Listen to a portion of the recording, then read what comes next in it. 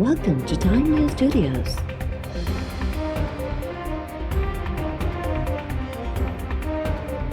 You are watching 2 p.m. Bulletin.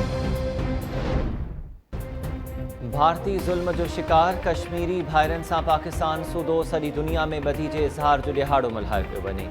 Sindh जे मुख़्तलिफ़ शहरनि में रैलीज़ ऐं मुज़ाहिरनि दौरान कश्मीरी भाइरनि सां ॿधीअ जो इज़हार। सखर, कंदकोट, ॼाम नवाज़ अली, खानपुर महर, बांधी, कोटड़ी ऐं नसीराबाद में रैलीज़ तोड़े मुज़ाहिरनि में ॿारनि जी बि शिरकत। मिठी, मीरपुर ख़ास, खैरपुर, ॼाम शोरो, मटियारी, कशमोर, कंडियारो, टंडोबागो ऐं घोटकी सूदो ॿियनि शहरनि में कश्मीरी भाइरनि सां ॿधीअ जे इज़हार लाइ मुज़ाहिरा। मुज़फ़राबाद में सुबुह 10 वॻे सायरन वॼाए 1 मिंट ताईं ख़ामोशी इख़्तियार कई वई।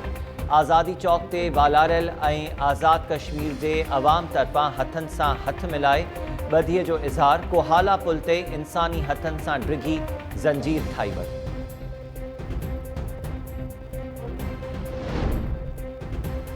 भारत कश्मीर मसइलो गॾियल क़ौमुनि जे ठहराउनि मुताबिक़ हल करण में संजीदा आहे त पाकिस्तान 2 क़दम अॻिते ईंदो। असां अमन ख़ातिर 2 क़दम अॻिते वधाइण लाइ तयार आहियूं। पुरअमन ऐं इस्तेहकाम वारी ख़्वाहिश कमज़ोरी न सम्झो वञे।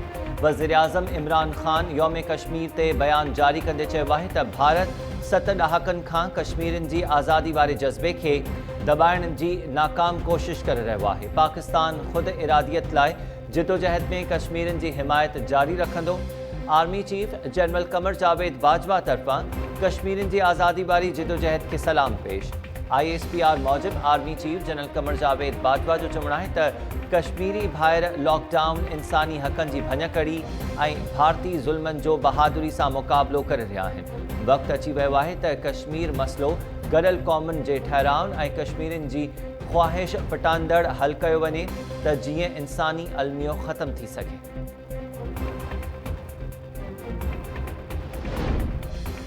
सदर आरिफ अलवी तरफ़ां कश्मीरी भाइरनि सां ॿधीअ जे इज़हार लाइ आज़ाद कश्मीर जी कानून साज़ असेंबली जे इजलास में शिरकत। असेंबली खे ख़िताब दौरान सदर जो चवणु आहे त भारतीय सरकार कश्मीर में पंहिंजे ज़ुल्म खे लिकाइण जी नाकाम कोशिश कई आहे। भारत कश्मीर में बाहि सां खेॾे थो ऐं पंहिंजी तबाहीअ जो बटण पाण दॿाए रहियो आहे। पाकिस्तान कश्मीर सूदो भारत में मुसलमाननि सां थींदड़ ज़ुल्म ख़िलाफ़ भरपूर आवाज़ उथारियो। परदेही वज़ीर शाह महमूद कुरैशी चयो आहे त भारत ज़ुल्म ऐं जबर सां कश्मीरियुनि जा हौसला कमज़ोर करण में नाकाम थी वियो। आलमी मीडिया खे दावत ॾियूं था त हालतुनि जो जाइज़ो वठण लाइ कश्मीर जा दौरा करे। आज़ाद कश्मीर में आलमी मीडिया जे नुमाइंदनि लाइ समूरा इंतज़ाम कया वेंदा, पर भारत आलमी मीडिया खे वालारियल कश्मीर जी कवरेज करण न ॾींदो।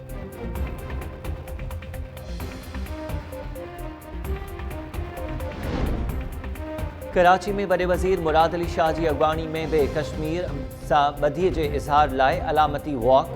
PP सेक्रेटेरिएट खां मज़ार कायद ताईं वॉक में सूबाई वज़ीरनि ऐं PP अॻवाननि जी बि शिरकत। वॾे वज़ीर मुराद अली शाह जो चवणु आहे त कश्मीर मसइलो रुॻो तक़रीरुनि सां हल न थींदो। कश्मीर मसइले जे हल लाइ हुकूमत सां गॾु आहियूं। आलमी बिरादरी खे अपील आहे त कश्मीर मसइले जे हल लाइ किरदारु अदा कयो वञे। कश्मीर मसइलो ख़िते जे अमन लाइ ख़तरनाक साबित थी सघे।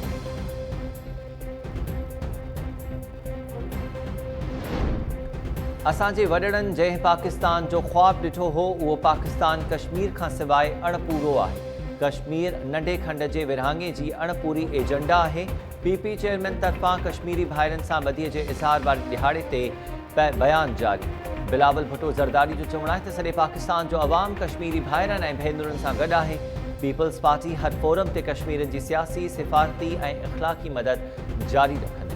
आलमी बिरादरी कश्मीर में इंसानी हक़नि जे संगीन भञकड़ी रोकण लाइ गुजरात जे कासाई ऐं संदसि क़ाबिज़ फोर्सिस खे लॻाम ॾिए।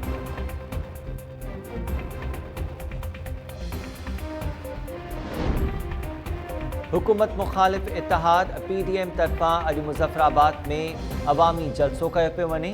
PDM सरबराह मौलाना फज़लुर रहमान, PP चेयरमैन बिलावल भुट्टो ज़रदारी ऐं नवाज़ लीग जी मरकज़ी नायब सदर मरियम नवाज़ सूदो ॿिया अॻवान जलसे खे ख़िताब कंदा। जलसे में कश्मीरी भाइरनि सां बि ॿधीअ जो इज़हार कयो।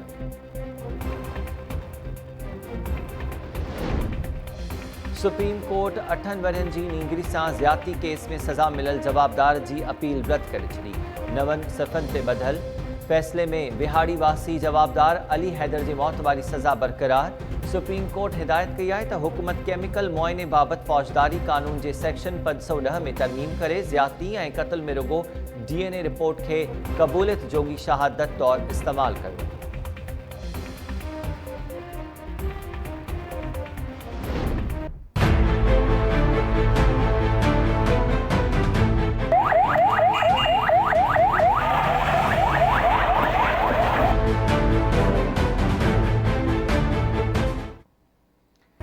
मलीर के गुलशन हदीद वाले इलाके में हददखलिन खिलाफ ऑपरेशन दौरान अहलकारन ऐं रहवासन में चक्रियों इलाइको जंग जो मैदान बणिजी वियो। पुलिस की फायरिंग में एक पोहरत मरड़े। रहवासन जो पुलिस ऐं इंतजामिया खिलाफ कौमी शाहराह ते धरणो। रोड के बिनी पासन खां केतरी गाड़ियों बीहजी वयूं।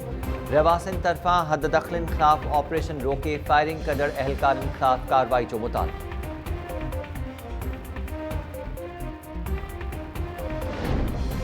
दादू इंतजामिया डीटा शाख ते रहंदड़ खानदानन के घर खाली करण लाइ एक भेरो ॿीहर वार्निंग जारी करे छॾी। डीटा शाख ते रहंदड़ खानदानन के सुभाणे ताईं घर ऐं दुकान खाली करण की हिदायत। इंतजामिया जो चवण है त डीटा शाख वटि गैर कानूनी कब्ज़न खिलाफ सुभाणे ॿीहर ऑपरेशन किया वेंदो।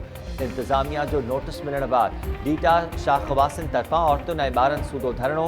रहवासन दायो है त लखे रुपया ख़र्च करे घर ठाराया, हाणे वरी संदन घर ड्राहे बचन सूदो दरबदर थियण ते मजबूर कयो वञे थो। रहवासन तरफा ऑपरेशन खां अॻु मुतबादल घर ॾियण जो मुतालबो।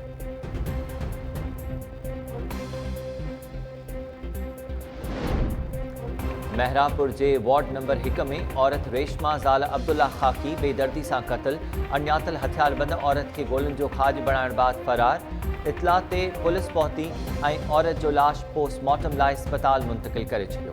पुलिस जो चवण है तो वाक़े जा कारण मालूम करण लाइ जांच कई पी बने। पोस्टमार्टम रिपोर्ट और मुतासिर धुर तरफा केस दाखिल करण बाद वधिक कार्रवाई कई।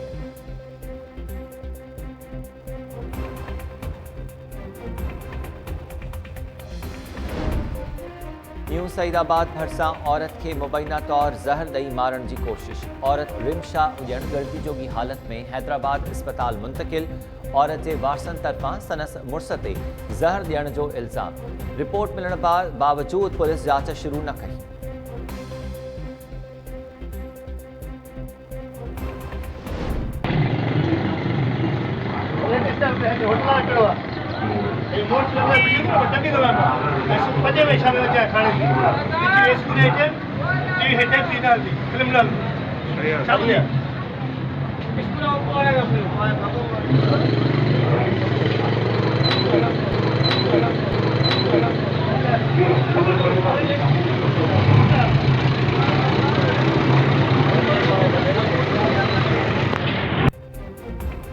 अहमदपुर पुलिस बदअमनी के कंट्रोल करने में नाकामी की बाहि शहरन में कढ़ण लगी। होटल ते छापे दौरान SHO तरफा नौजवान के सरेआम चमाट हरण वाली वीडियो मंजरेआम ते अची वई।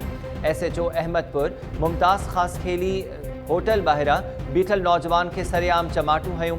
नौजवान होटल ते चांहि पीअण आयो त SHO खेसि चमाटू हयूं ऐं गार गंद करे वापस मोटाए छॾियो।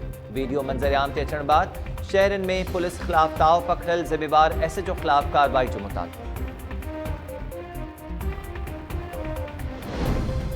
खैरपुर के कुंभवार इलाके में जिन कढ़ण के बहाने से जाली आमिल जो नींगर ते वहशियाणो तशद्दुद। नींगर काशिफ अली सोलंगी की रड़न ते जाली आमिल तनवीर शाह सनस साथी फरार। इतला मिलण ते पुलिस की कार्रवाई। एक जवाबदार गिरफ्तार। पुलिस जाली आमिल ऐं सनस साथिन खिलाफ नींगर ते तशद्दुद जो केस दाखिल कर वरितो।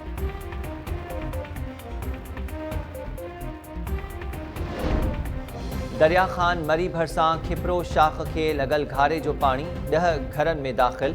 सवें एकड़न ते बीठल फसल भी पानी हेठ।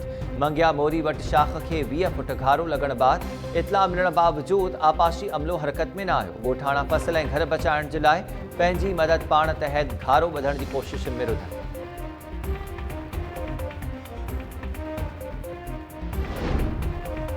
लाड़काणो के गोठ गोकलपुर में वेगन मामन तरफा नौजवान भाणेजे की तज़लील। मुतासिर नौजवान जो वारसन सां गॾु वेगन मामन खिलाफ मुज़ाहिरो। नौजवान मुजाहिद अली गाद जो चवण है त गुज़िरियल ॾींहुं चैन हथियारबंदन खां मोटरसाइकिल फुर कई। हथियारबंदन मां हिकु ॼणे जो आवाज़ वेगे मामे असगर गाद जो हुयो। मोटरसाइकिल फुर जो केस दाख़िल कराइण ते मामो मछड़जी पियो ऐं तशद्दुद बाद मुछूं कूड़े तज़लील जो निशानो बणायो। नौजवान तरफ़ां फुर कंदड़ जवाबदारनि ऐं तज़लील कंदड़ मामे ख़िलाफ़ कार्रवाई जो मुतालबो।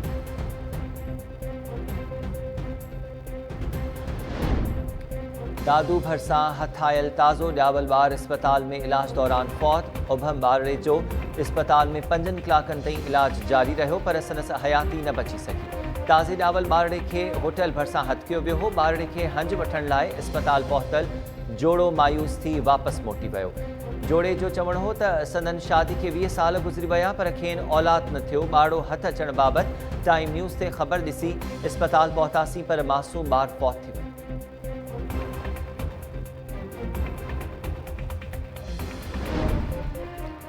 घोटकी जिले के जरवार में रोलू कुत्तन जो आज़ार न खटियो। पुलिस 3 यूसी सेक्रेटरीज़ ख़िलाफ़ कुत्ते ॾाहण जा केस दाख़िल करे वरिता। यूसी जरवार जो सेक्रेटरी हुज़ूर बख्श गबोल, यूसी गढ़ी चाकर जो सेक्रेटरी हाजन शाह ऐं यूसी साहिब लुंड जो सेक्रेटरी कालीदास जवाबदार नामज़द। पुलिस केस दाख़िल थियण बावजूद जवाबदारनि जी गिरफ़्तारी लाइ कार्रवाई न कई। पुलिस जो चवणु आहे त कुत्ते ॾाहण जे वाक़िअनि ते यूसी सेक्रेटरीज़ ख़िलाफ़ वधीक केस दाख़िल कया विया।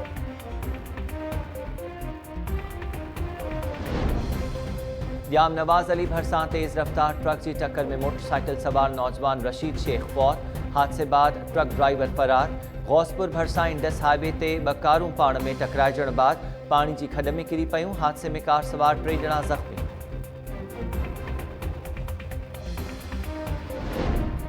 ऐं खैबर पख्तूनख्वा जे इलाइक़े सुवाबी में यौम कश्मीर के मौके ते सिंधु दरिया वटि तेज़ अंदाज़ी जीप ऐं तीर अंदाज़ी जीप ऐं ॿेड़ियुनि जी रेस जा मुक़ाबला। केपीके जी सयाहत खाते जे सहकार सां मुनक़िद थियल मुक़ाबलनि दौरान जीप रैली में औरतुनि सूदो 60 खां वधीक ड्राइवर्स हिस्सो वरितो। इख़्तियारियुनि जो चवणु आहे त मुक़ाबलनि में रेस्क्यू 1122 तरफ़ां ॿेड़ियुनि जी रेस भी कराई वई।